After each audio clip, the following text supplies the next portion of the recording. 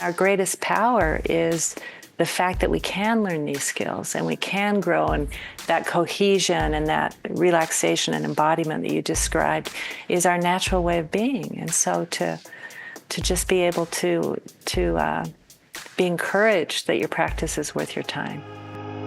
Welcome to Point of Relation with Thomas Hübl, a podcast that illuminates the path to collective healing at the intersection of science and mysticism.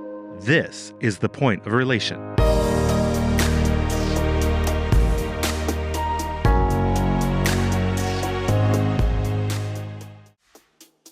Diane Musho Hamilton is an award-winning mediator, author, and a teacher of Zen meditation. Her next book is Waking Up and Growing Up: Spiritual Cross-Training for an Evolving World.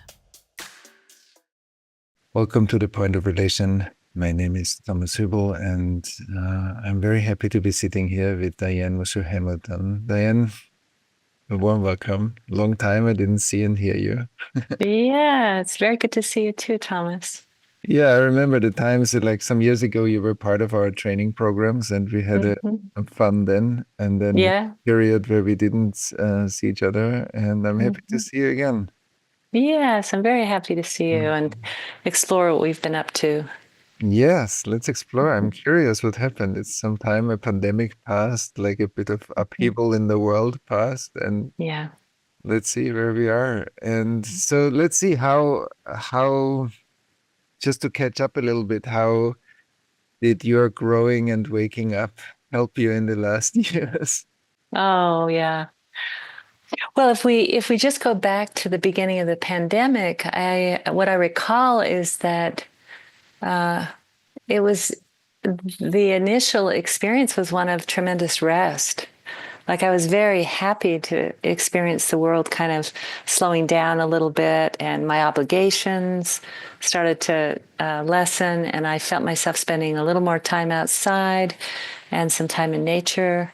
And so I would say for 4 or 5 months, it was like retreat for me. It was really a very, of course, I was concerned about the well-being of everyone. And I recall that there was a lot of deaths happening in Italy and in certain parts of the US and whatnot. So there's always that concern about everyone's well-being. But just for my own system, not having so much to do on a daily basis was really, and be in a certain way, be able to respond to my own contemplative nature, you might say. So being alone, being with myself, having time to think and to feel, and being a lot outside was really a welcome thing. And then the texture of it changed for me because my mother was in assisted living. She developed COVID, and then she developed long COVID, and then eventually she had a cardiac arrest from COVID. So I lost my mom during the pandemic due to COVID. And then I also lost a nephew who'd been struggling with addiction, who overdosed during the pandemic. And then my son developed psychosis. So it went from very restful to very challenging. And so then the question of how does our spiritual intention and our fundamental desire to be wakeful and contribute to the world, how did that come about? How was I served by practice at the time? And it made it an enormous difference. And in a way, Thomas, I think having that 3, 4, 5 months right at the beginning, I got very settled in myself. So I think that encountering the fear that I would feel in my own body or in the bodies of others, I spent some time in a hazmat suit taking care of my mother when she was ill because the vaccine hadn't been developed yet, and I had to be in relationship to her. So mindfulness, of course, was a huge part of that. And then being in relationship to the pain, if you will, just the challenge of, in a certain way, being put in touch, if you will, with their own mortality, I think, including me. Yeah. First of all, I'm sorry about your losses. And yeah, thank you very much. I appreciate that. Yeah. But I think that's exactly I think it's good for us to hear also how, and I know you have a long-term practice, how our practice really makes a difference in times that are challenging. And so I think it's a good entry gate also into our conversation, why to bother at all about waking up and growing up? Why not just to live our lives? I mean, why would you spend tons of time meditating if you can do other things? Yeah, exactly. No. Watch the Super Bowl. Watch the Super Bowl, right? Yeah. And so why? What I know your new book is about to come out now, and it's Waking Up and Growing Up. Maybe you can tell us a little bit about what you mean by waking up and growing up.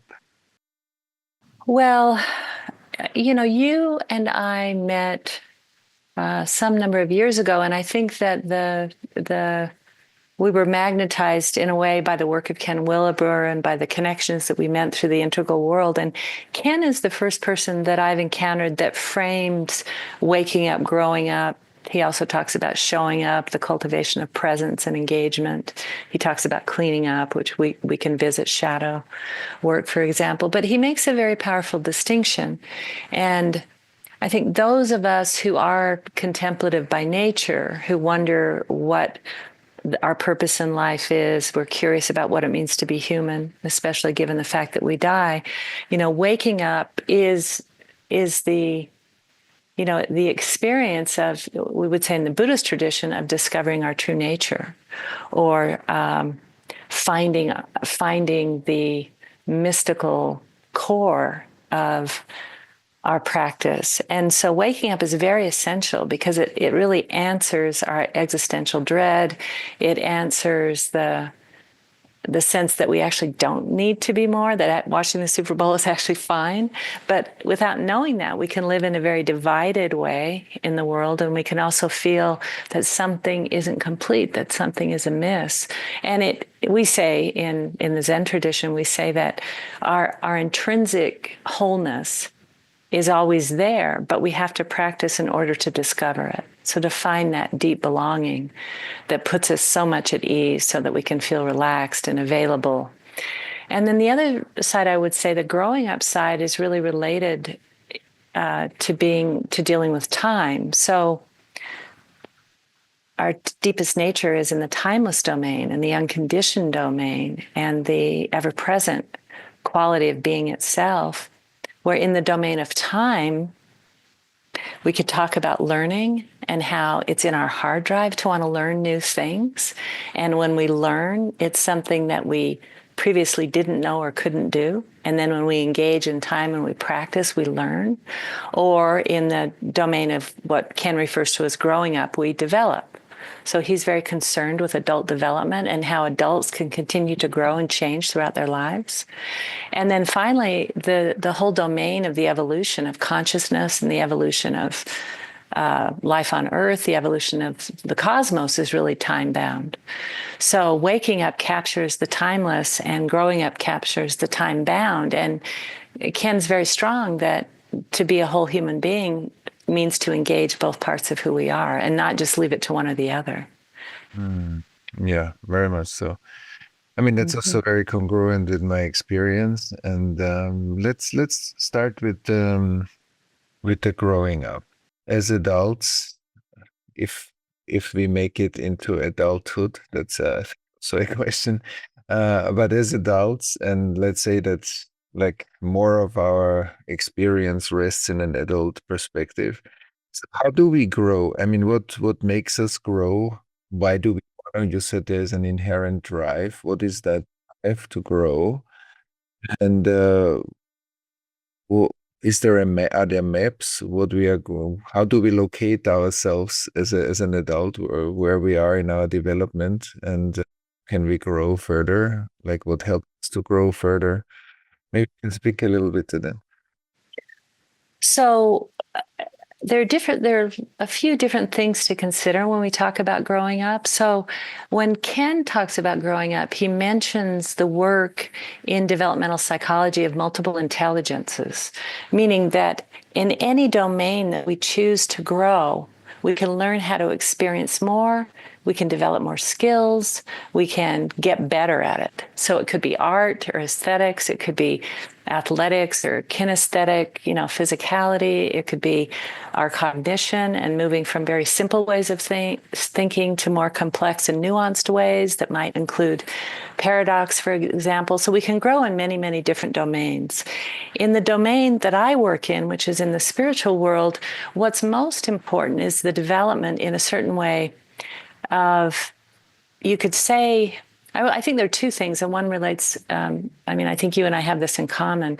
It's ego development, how we understand the self, for example, and that we may grow from egocentric to ethnocentric, where we're aware of our group and our social context, to world-centric, and where we can identify with all of humanity and the challenges around the world, to cosmic-centric, where we actually experience identity falling away entirely. So the self itself evolves. Who we think we are can evolve. And it's usually in the direction of it's more expansive. It can be more complex. And it also generally includes more emotional maturity, more positivity, and more ability to really tolerate the differences from others. So one of the real bright lines in adult development is the way we relate to others. Are we coming from an adversarial perspective? There's been a recent election. One of the things that magnetizes people's attention towards President Trump is that he's a very instinctive creature, and he loves us and them, and he gets a lot of energy from identifying and dealing with his enemies. And that very impulse will evolve so that what was formerly us and them is now all of us and all of them. So that direction of more complexity, more expansiveness, more inclusion, more love is really the direction that our growing up is in. And one of the key things there's been a long-term study on human happiness that's been done at Harvard, and it's been going on for over 75 years. And basically one of the conclusions of that study is that the more we develop emotionally, meaning that we either, by emotional maturity, what we mean is that we're capable of great feeling and being moved, and because feeling is intelligent, it's communicative, it's full of information, but we don't get stuck in feeling. And yet, if you think about how we all grew up, none of us was taught how to work with our feelings, right? So emotional development leads to greater relationships lead to greater altruism, more engagement with the community, more engagement with the well-being of all. So we move from just being concerned about ourselves to those like us, to those not like us, to all beings and all life forms.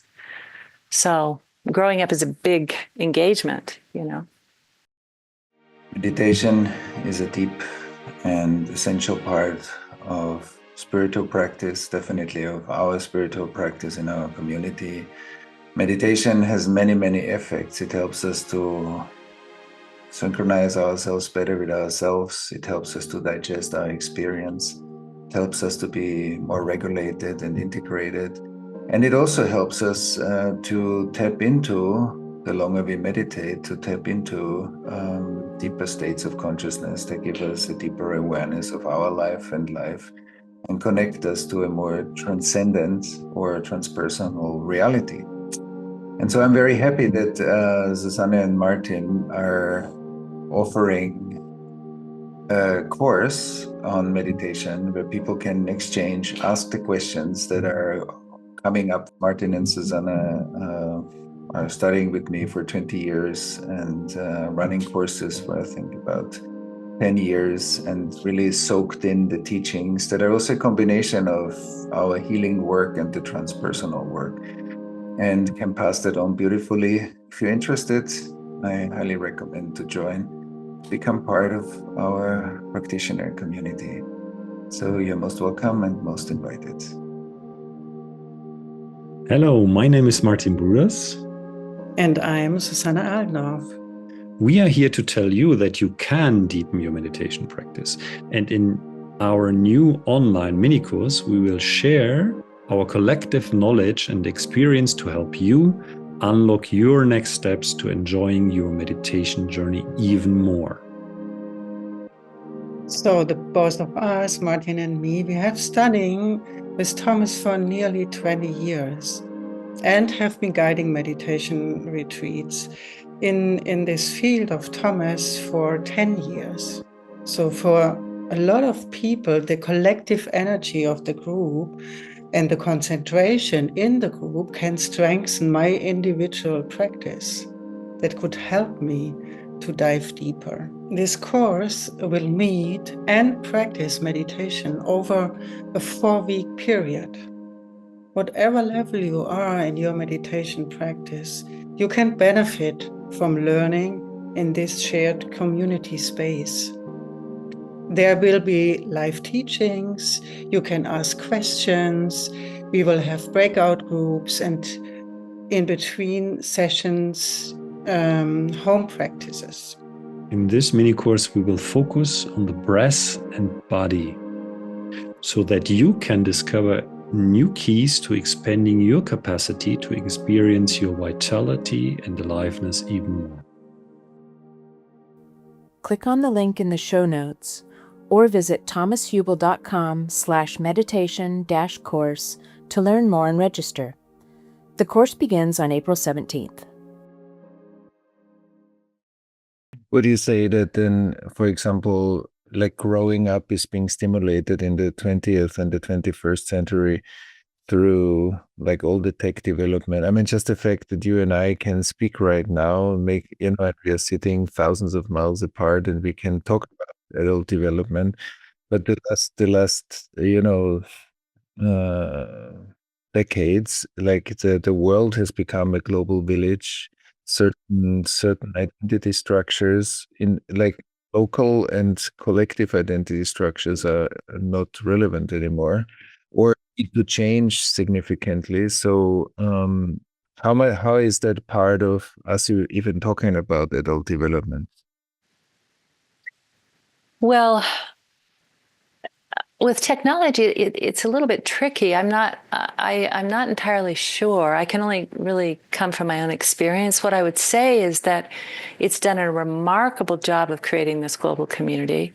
And one of the things that we experience when we travel and teach is that regardless of where we go, whether we go to Hamburg or Tel Aviv or South America or Africa, that we find very like-minded people wherever we go. And so this ability to connect across all of our experience with all these different cultures is incredible.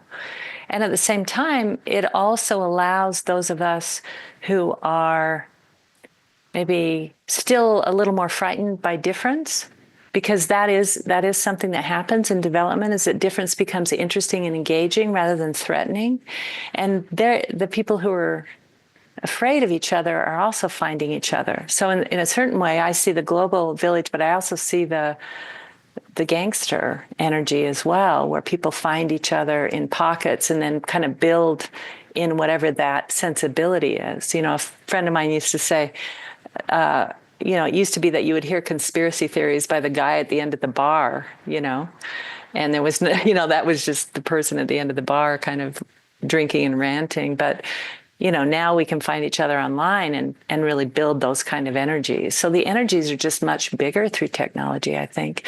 And sometimes I feel like those of us who are interested in connection and interested in growth, and when we've seen the destruction that fighting brings, and we're interested in finding our way through that we almost don't have as powerful a voice online in some ways as those who are using the energy of us and them to really build that energetic presence.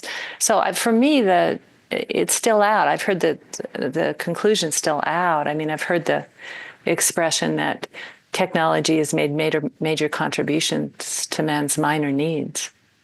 So I don't know. What's your thought about that, Thomas? I'd be curious to hear how you feel. Yeah, no, I don't think it's the fundamental basis to adult development, obviously. Mm-hmm. I think technology, as you said, connected us, allows us to have a bigger perspective because data flow is bigger. I mean, before it was newspapers, was a time when we were living in different regions and there was culture or ethnicity was like far away, so we weren't so confronted by it. And then the world grew closer and closer. And I'm wondering how much like that complexity pushes us to push certain lines of development, as Ken or you say, like higher, because we need to swim in more complexity. And if not, then we always have this urge to simplify things, because we need to stay in control of what we know.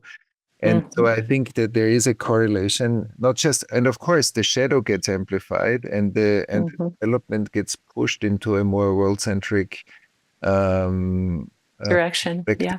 So, but I think also that's also why I wrote a book about collective trauma, because I think the dimension of the social traumatization that creates this shadow is also being amplified. You see it on social media, you see it all over. And I think that's why I think there's also like some of the dangers that we see right now and the social polarization. And so they are connected. But the charge is in there, I think, is this kind of global development that challenges all the former levels of development, egocentric, ethnocentric, and so are being challenged by the pressure of that development. So that's a little bit how I look at this. I mean, there's so much more to say about it.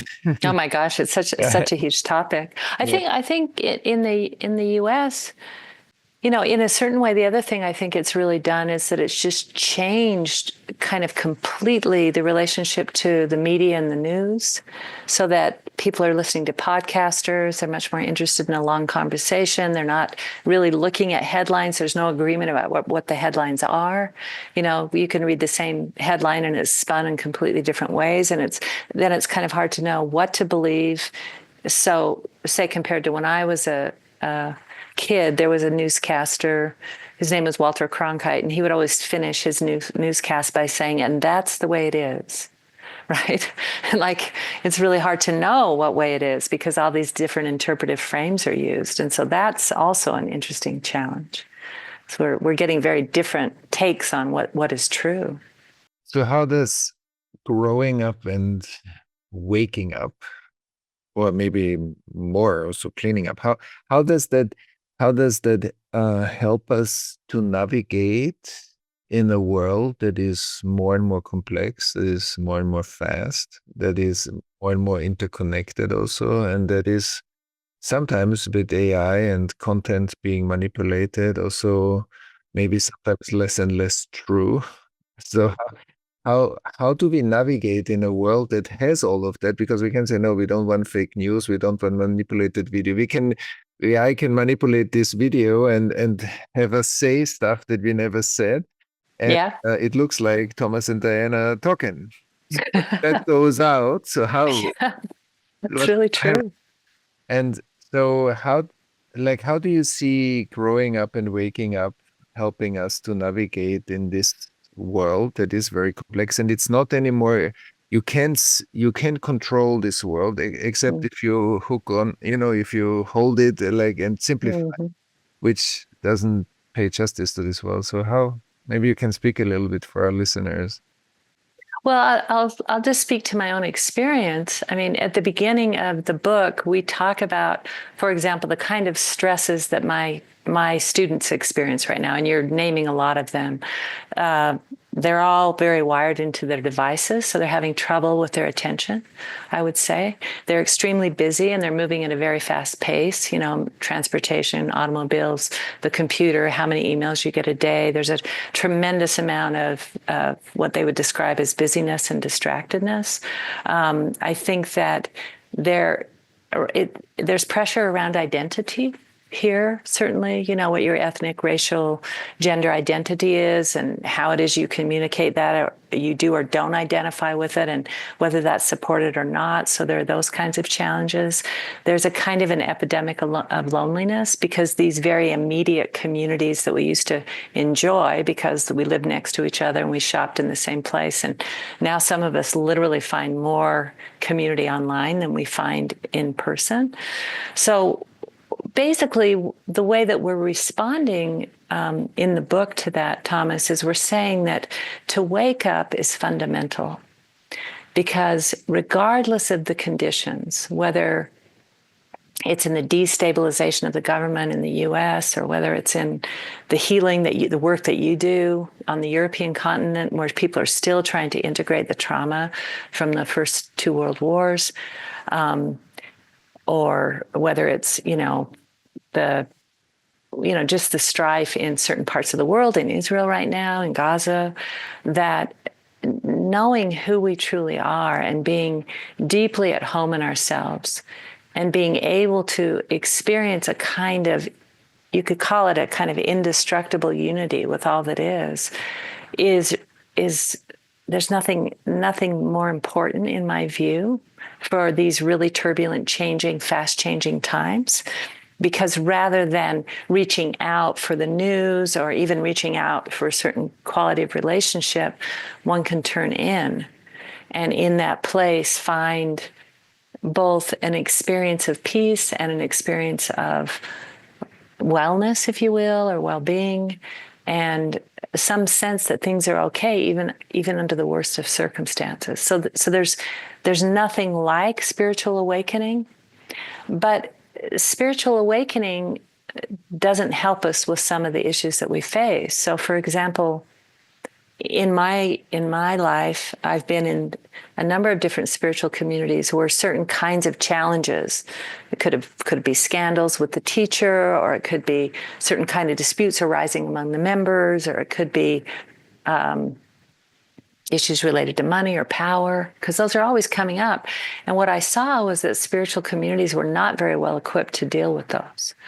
That the ability, the skill set that goes along with growing up, which has to do with being able to manage anxiety in your body, knowing when adrenaline and cortisol are flowing through your nervous system, and that, we use that language of triggered, and that you're triggered. So listening becomes impossible, and thinking actually becomes impossible, and you can't remember why you like somebody. So, meditation creates the ground of relaxation to be able to work with the body in that way, but without really addressing it. The minute you're off the cushion, somebody can disturb your well-being relatively easily. So these communities they didn't have those skills. They didn't know how to negotiate. They didn't know how to listen to each other. So that's when I really found Ken's model super helpful, because I thought, if waking up won't let us work through a conflict, what good is it? So the growing up has a whole set of skills and ways of relating with one another that I think are really essential if we're going to get through hard times. So I would say, in relationship to what we're experiencing now, the deep piece of waking up and the skills and the learning that we're doing with one another are both, very important. Yeah, I very much agree. And I always, Ken's work inspired me from the beginning of my 20s, I think. And I always loved the complexity of waking up, growing up, but also cleaning up and showing up. They're all important. I also think that, as you said, that there's the spiritual practice and the timeless, and for me the element of time is represented in growing up, as you say, but also in integrating our capacity to become a grown-up human being, because I think in many ways, and look at our society, look at social media, look at the political landscape, how many conversations are mature and grown up in a way that hold the complexity of the conversation. You find a lot of fragmentation, polarization, othering. So I think that this is very, very important what we are talking about, and just meditation alone won't do that. So it's very important. So I think you beautifully framed that. So what else can we find in your book? Growing up and waking up. So you related it a bit to what your students experience. So when you go, what else do we find that can help us practice, help us become more whole? Well, I think the great spiritual traditions still have a place, So, the humanistic perspective of secularism, where we're not orienting to the authority of a church or of a particular spiritual lineage, but we're actually free to explore what is true for us and how we want to inhabit it. It's really important. the freedom that secularism gives us to be who we really are and not to feel like we're subsumed in an orthodoxy. But I think that the great traditions have so much to offer us, and that it's really up to us to help to evolve them and to think about them under these new circumstances and these new pressures.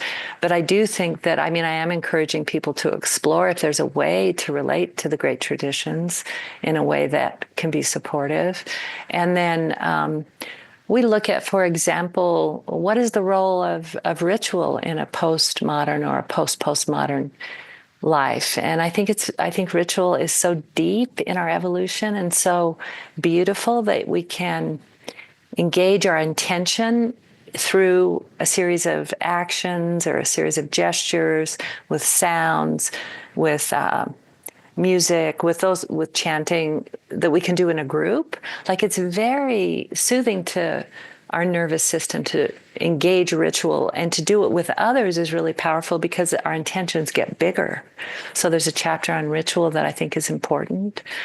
We talk about the importance of embodiment, of course, and doing physical practices. We use that language of cross-training, which really comes out of, physical training, because we know how important health is, and, nutrition and embodiment, and particularly in postmodern times where we can become tremendously disembodied, as we know, sitting in front of a computer screen, playing video games all day, texting your friends, and looking at porn on another screen. It's like not so good, not so wholesome. So staying really connected to the body, is really, really important. And then relationship, which is, you're so exquisite to help people with that, with healing. So I think we address those in different ways, and we just use examples from our own practice, why we find it's valuable in these times to have a community, also a sangha, where you're not the only one. You actually can build a lot of commonality with others, and then learn how to enjoy your uniqueness and your differences without being caught by it. I first learned about that working in Germany when I would facilitate the big mind process, and I would ask to speak to a particular voice. And Germans really don't like answering in unison. It just brings up a lot of bad feelings, like when you answer all the same at one time, that quality of communion. So I would always have to encourage the Germans to remember that they're autonomous beings. And if something is happening that they don't approve of, to take a stand. So autonomy and communion are really important. We get so mixed up. We think we're going to lose ourselves in groups, or that we have to remain extremely autonomous, or this word sovereignty gets used in our circles a lot. But sovereignty without communion is meaningless, because interconnectedness is the truth of who we are, right? So community is great, There's that old saying, I love humanity, it's the people I don't like. So having a sangha, you get to practice. Right. No, that's lovely. I completely agree. Like with many things you said, also with the power of community, the power of rituals, how healing rituals have been lost in our postmodern world, and I think need to be brought back. And the power that they generate is fantastic. And also how we expose ourselves to the parts that are triggering or difficult for us voluntarily, not just when life confronts us, but that we sign up for the discomfort that we experience sometimes. Yeah, that's beautiful. You also worked a lot on mediation or conflict solution. How is that part of your book? Did this find a way into this book? Because I know when we earlier some years ago we talked about that, and also how your understanding of mediation and conflict resolution, how you deal with the current polarization, fragmentation, and there's so much tension in many societies at the moment. Is that also part of it, and if how? The conflict it's intrinsic to relationship, because we talk about the miracle of we. And the reason we is such a miracle is because we're the same and we're different. And so the part of us that recognizes one another as the same, and we give each other a unitive experience, where we're soothed and we become one, and it's very, very lovely. Well, if that isn't challenged by our differences, it becomes complacent and often very stagnant. If all we do is reinforce how much the same we are, there's no growth. So it's our differences that really bring the excitement and the learning and the challenge to relationships. So conflict is built in. Now, some of us are prone towards moving towards conflict. Some of us avoid. Some of us always try to smooth it out immediately. So we really look at conflict as a tremendous opportunity for growth and for systems to be challenged and stimulated. Now, doing this at scale, I think, is much more difficult. In the size groups I work in, it's very, very interesting and satisfying to work with conflict because it wakes us up and we're very stimulated. And then we start to discover the commonalities and we add value and we explore both and suddenly it flips and I see it from your point of view and you see it from mine. And then there's this creative upwelling of ideas and solutions. So on a small scale, conflict is really can really be worked with in a way that's very energizing to individuals and to groups. But I think once we hit a certain scale, it's much more difficult because people are drawn to the conflict without the skills of working with it.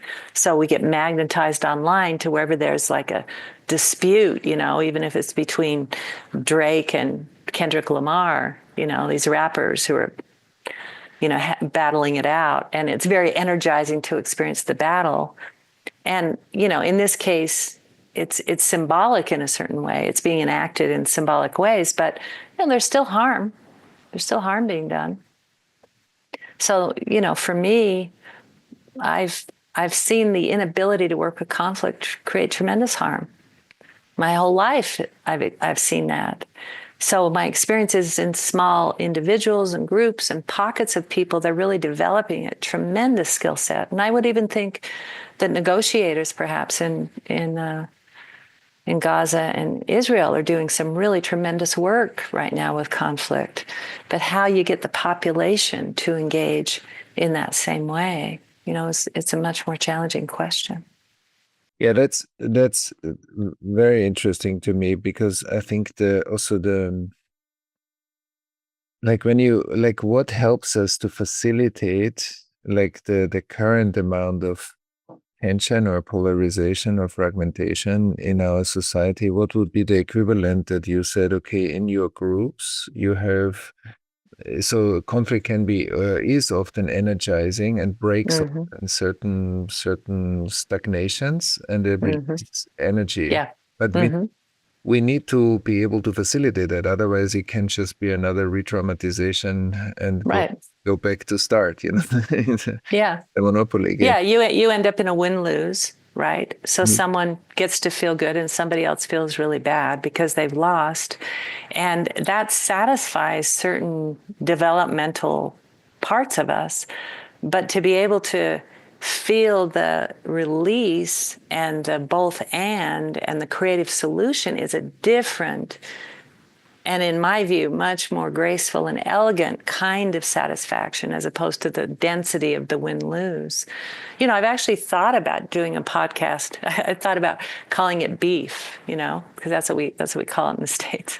They have beef and that people could bring a conflict in and then we could model helping them actually move through it so that people could see it. Most people don't have the experience of seeing it work through very beautifully.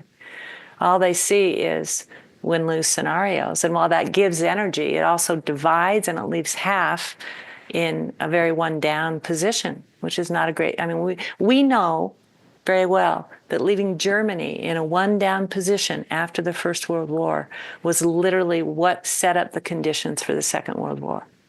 That's what it did it.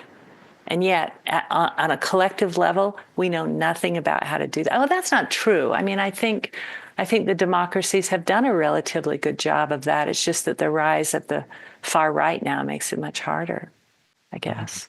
Mm-hmm. But there's always, even with the Western allies, there, other people, other cultures feel one down. Exactly. So, yeah. Exactly. And I think also I deeply believe we need collective structures for this. Like, I think we need a collective, like something, there was a time when hospitals didn't exist and now they seem like so normal, but it wasn't always normal. Like, they have been invented or created and then we saw it's great and then it became normal. It became a structure of our society. I don't think we have a good structure of dealing with these collective fragmentations and also these massive collective wounds this one town has created. And I think without that, without dealing with the legacy, I don't think we will see the conflict symptoms all the time, but I don't think we will get to a good way to upgrade that and talk about collective growing up, like the collective, like adult development. uh,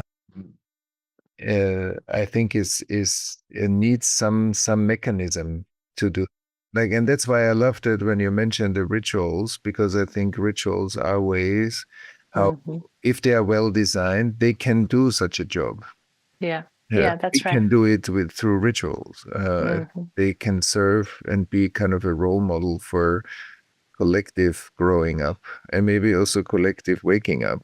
Anyway, I mean, meditation is often being practiced in collectives. And Well, I noticed I used to be the director of the Office for Dispute Resolution in our judiciary.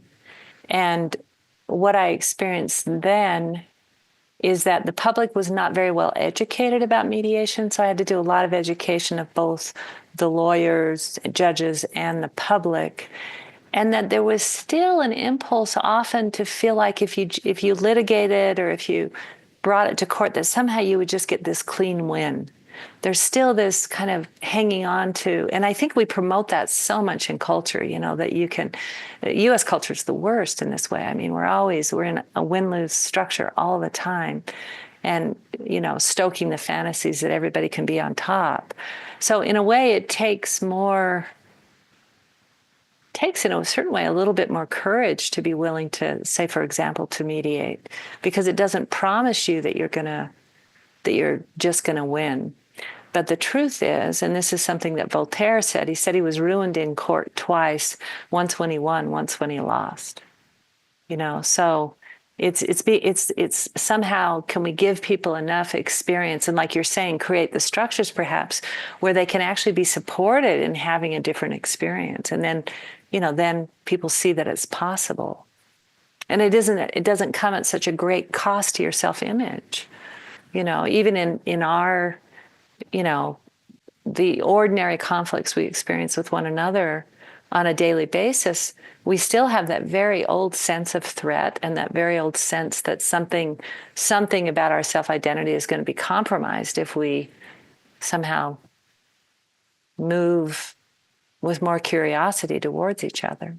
Yeah, and I think if you just look at evolution, how much fight, flight, freeze mechanisms are ingrained in our autonomous nervous system, and we're all looking through the nervous system in one way or the other, however transcendent we are. Like, in daily interactions, it has, as you said before, you can sit and meditate and be very blissful and maybe peaceful, but if somebody triggers you later, often at least there's some kind of coming out of that state for many people, not maybe for everybody, but you need to be very anchored in that bigger perspective, not to get sucked into some of these dynamics. And I think that we need to really rewrite, and I think we can rewrite those, millions of years of people being killed. I mean, I think the waking up is literally a way to rewrite those strong imprints. Because what is the nervous system and what are genetics? Like, it's a concentrated history. And so like it's like a memory stick being passed on all the time, and Yeah. everybody adds a Yeah. file or something. Yeah. Or changes some files or destroys some files, but Mhm. that I think we can literally rewrite it. And I think growing up and waking up are ways how to rewrite those tendencies that seem so imperative Mhm. to some reactions that we have. And this idea of rewriting is really, really powerful.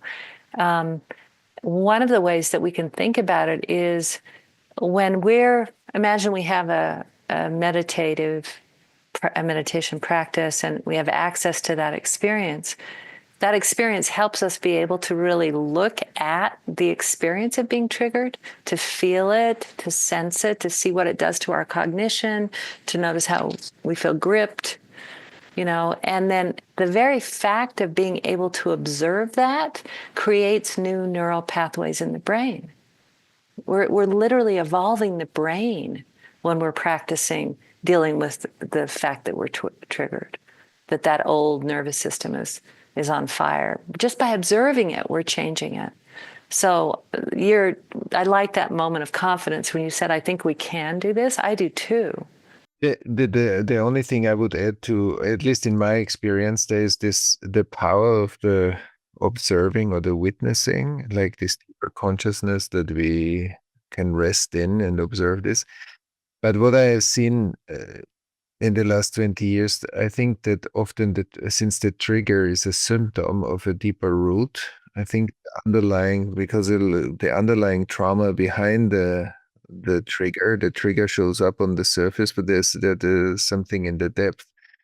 I have seen that when the better we get at integrating those deeper roots, so that we first of all change our relationship to the trigger, we have the consciousness that you spoke about, and then we have the precision I often call this to take the needle through the trigger down and bring up whatever is in the depth of our unconscious, and integrate whatever the trigger is a symptom of. And that creates like a wholeness in the fabric, individually and collectively. And I think that creates a liberation, like a win-win-win, because you get the energy back that you needed To hold that in place. To hold the fragmenting force. Mm-hmm. So we look at societal fragmentation, but actually we need to look at what is the fragmenting force that we don't see that creates polarization. Mm-hmm. And once you see this, then it becomes vertical development. And that's why I think when you speak about growing up, I think the integration of trauma means that the past becomes presence.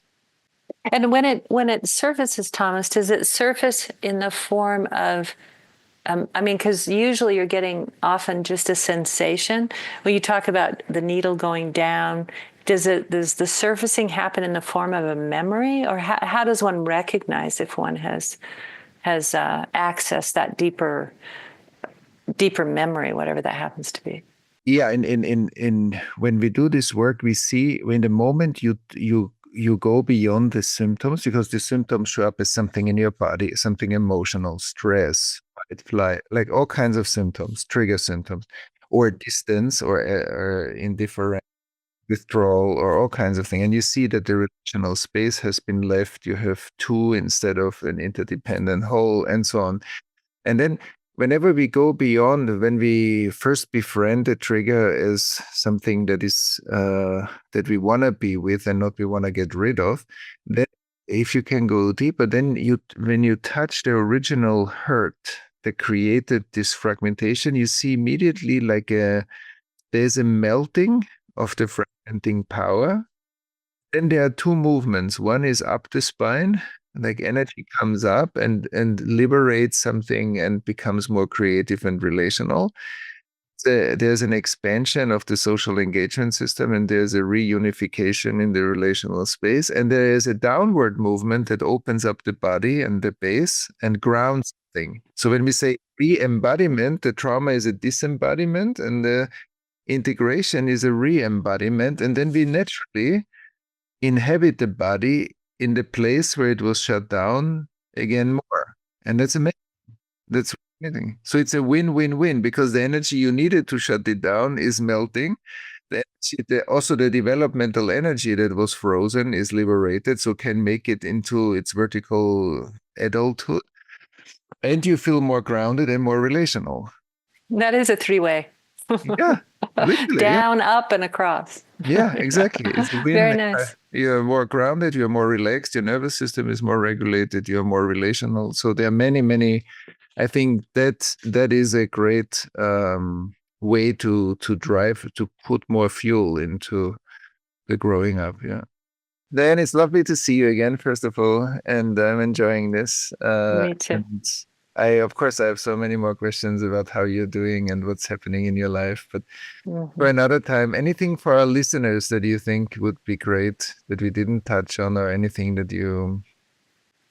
Yeah, I think the vivid moment for me in our conversation, I mean, I loved all of it because I always am learning when you and I talk. But that moment where you said, I think we can do this, is really inspiring. And so I just want to underscore to our listeners to really have confidence in your ability both to wake up and grow up. And that, you started out with the question of why should we bother? Because it's the most important and powerful thing we have. And the biggest threat to who we are is really conflict with one another. It's not climate. I don't know about AI. I'll stay out of that.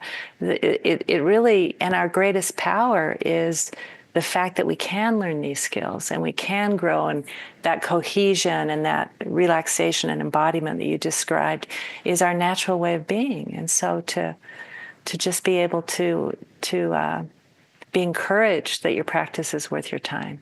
Absolutely. Thanks for listening to Point of Relation with Thomas Hübl. Stay connected and get updates about new episodes by visiting our website, pointofrelationpodcast.com, and by subscribing to the Thomas Hübl YouTube channel. If you enjoyed this video, please like it and share about us with your community on social media. Thank you. We appreciate your support.